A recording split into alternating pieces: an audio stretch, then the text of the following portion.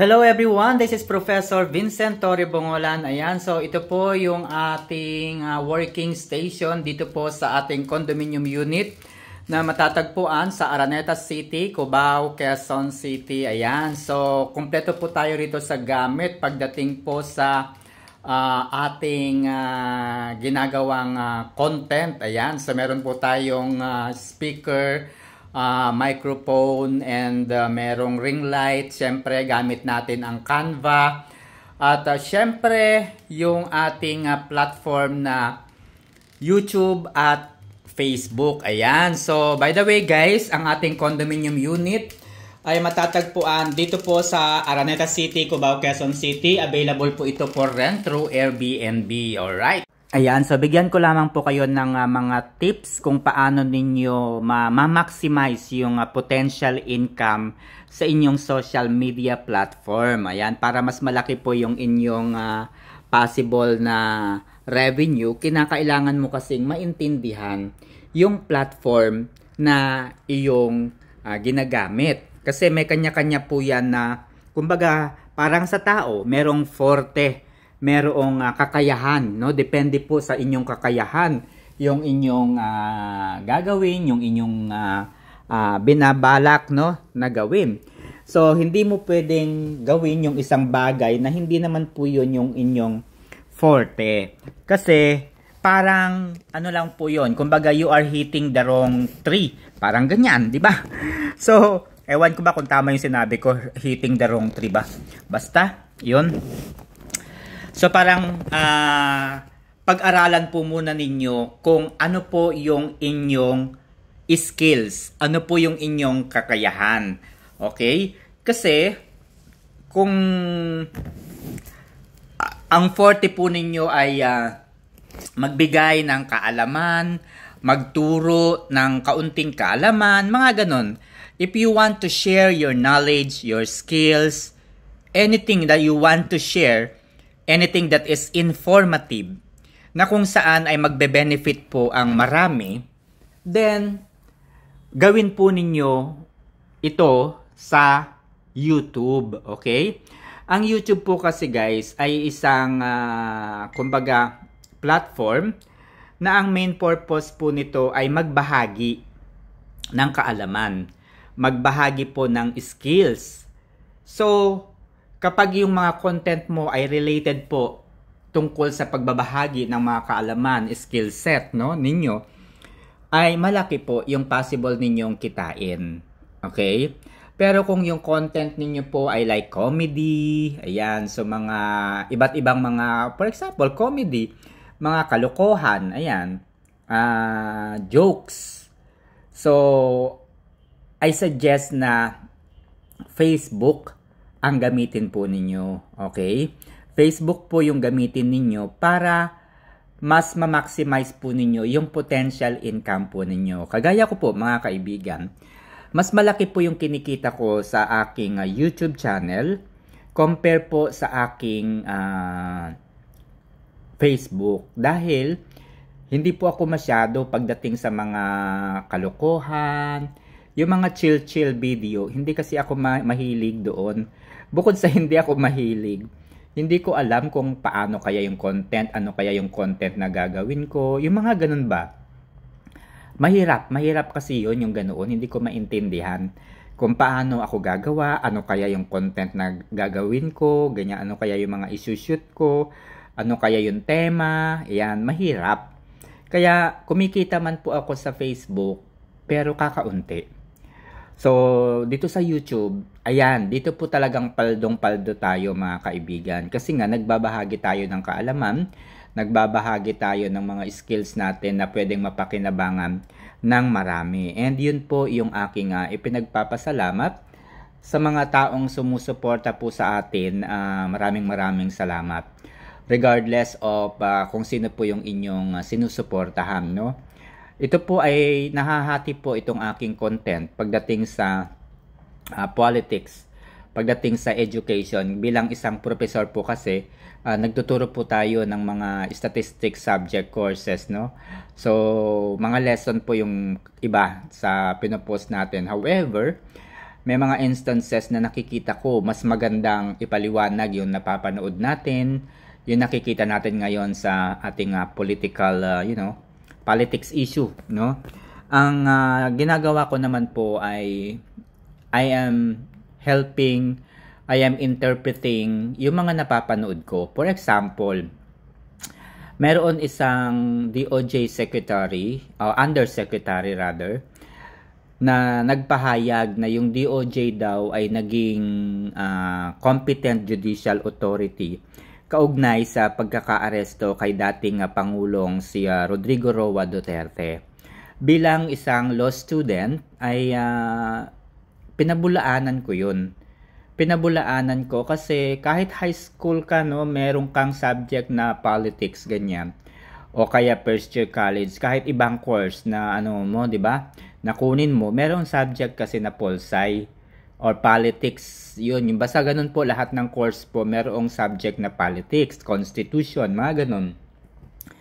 So, nung nag-aaral po kasi ako, ng undergrad ko, nabasa ko na yon, napag-aralan ko na yon, and then lalo na, nung kumuha po ako ng law, no, napag-aralan ko na mayroong tatlong branches ang ating gobyerno. We have the executive branch, we have the legislative branch, and we have the judiciary. So, yun na nga po mga kaibigan. Nung nirecall ko yung mga lesson ko, yung DOJ po is not a part of a judicial system. Kasi nga, doon sa Article 59 ng Rome Statute of the International Criminal Court, malinaw po na nakasulat doon yung the person arrested should be brought promptly at the competent judicial authority. So, nung nagkaroon po ng press briefing, sina PCO Undersecretary and at the same time the Press Secretary Attorney Claire Castro, tinanong po niya kung ano po ang naging partisipasyon ng DOJ doon po sa pag-aresto kay dating Pangulong si Rodrigo Roa Duterte. No, ang sabi po niya, nagsilbing competent judicial authority yung DOJ. Bakit? Ang sabi po ng Undersecretary ay meron daw po kasing ginagawang judicial kumbaga hindi lamang po quasi-judicial, no? Ang DOJ daw naman po kasi bilang quasi-judicial body or government ay may mga functions po siya na kung saan ay nagde-decide sila, may mga function po sila na kung saan ay they interpret the law and so on and so forth. And so parang sinasabi niya na considered as the considered as the judicial authority po yung DOJ. Pero never po na maging judicial authority ang DOJ kasi yung DOJ po ay bahagi po ng executive department, executive branch of the government na kung saan ang pinakang namumuno po ay ang Pangulo, which is siya po yung masasabi nating chief executive, no? So, ayun na nga po. Kapag ganyan po yung mga sinishare natin, nagbabahagi tayo ng mga paliwanag, no, kaunting paliwanag na very simple, kahit konti po yung audience mo, no, and kapag nalaman po nila na it will help, tapos mag-share ka ng knowledge, ganyan, mas malaki po talaga yung possible ninyong kitain. And ito na nga, no, isa sa mga benepisyo ng pagiging content creator, ito hilig ko po kasi yung mga sasakyan. And so, nandito po tayo ngayon sa MG Motors sa may Chino Roses, Makati para formal po na tingnan, suriin po yung bagong labas ng MG Motors. So, by the way guys, napakaganda nitong MG Motors na ito kasi automatic siya. Sobrang high-tech. Sobrang high-tech siya kasi napakarami niyang sensors. And then, ang pinaka nagustuhan ko rito mga kaibigan, halimbawa nakatulog ka habang nagda-drive ka, hindi natin maiwasan yan. habang nagda-drive ka, nakatulog ka, biglang may sasakyan pala sa harapan mo, no? Meron palang sasakyan sa harapan mo na mababangga mo. And dahil nga meron siyang sensor, automatic yung sasakyan mo hihinto. O, di ba? Ang magiging problema nga lang nito is kung gaano ka-alerto yung sasakyan sa likod mo. Kasi kung hindi po alerto yung sasakyan sa likod mo, baka ikaw ang banggahin. Kasi wala naman po itong kumbaga sensor na magsasabi dun sa nasa likod, oy, andito kami sa harapan, tumigil ka dyan. So yun po lang ang problema. Kasi yung paghinto po niya, very abrupt. Sabi nung sales, no? Very abrupt yung kanyang paghinto. Kaya medyo yun lang yung medyo niya. Pero kagandahan nito talaga, which is yun sa huli, maganda kasi yung yung features niya. Tingnan nyo naman, pati yung kulay niya sa loob, para siyang leather na hindi siya ordinaryong leather yung nasa loob. Ang ganda. So, supposedly, ay ako po yung magdadrive diyan, kaya lang, syempre nakakatakot, baka magasgasan ko siya. No, ito po ay test drive pa lang kasi kapag nag-order ka po, it will take 3 months according to the So, kaya yung sa akin ay hihintayin ko pa in 3 months para dumating. Okay, so yan, basta ang dami niyang features, ang ganda. Tapos yung kanyang sports car features, yung tunog niya, nako po, suspense, grabe, ang ganda. Swabeng-swabe yung tunog niya, promise. Talaga namang pampogi. Pampogi, guys. Ayan, so MG Motors po, no, yung hanapin nyo.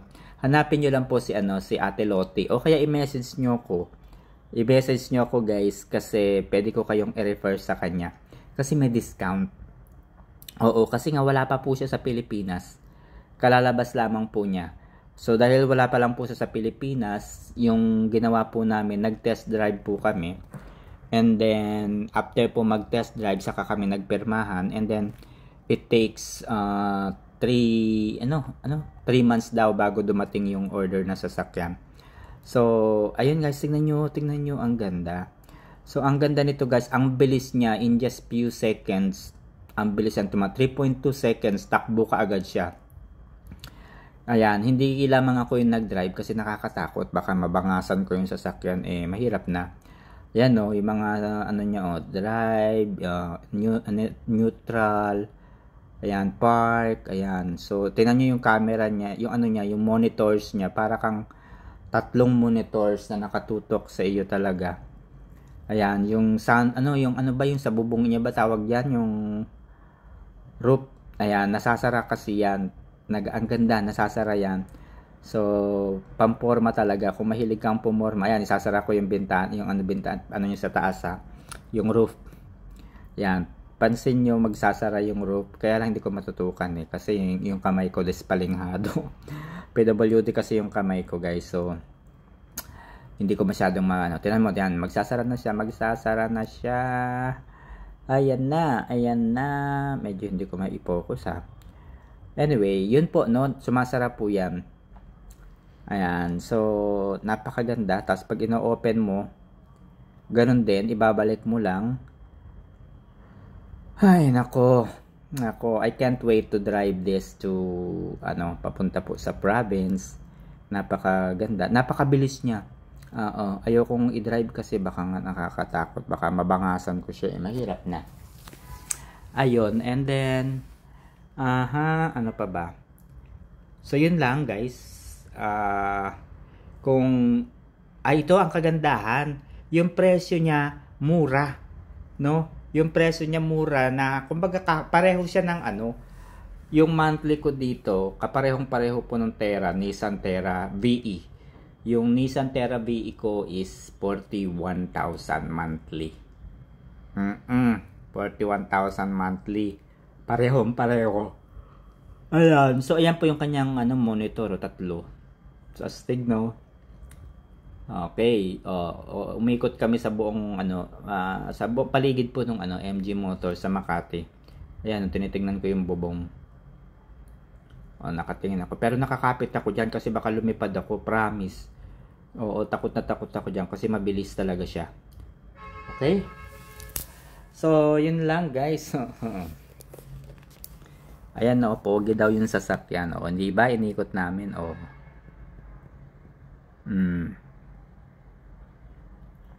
Ayan, no, leather yan, guys. Leather yung ano niya. Yung loob niya. Akala mo lang kung ano, pero leather. Hindi siya ordinaryong leather. Ano, maganda yung pagka-leather niya. Matibay. Parang gamusa na leather. Ewan.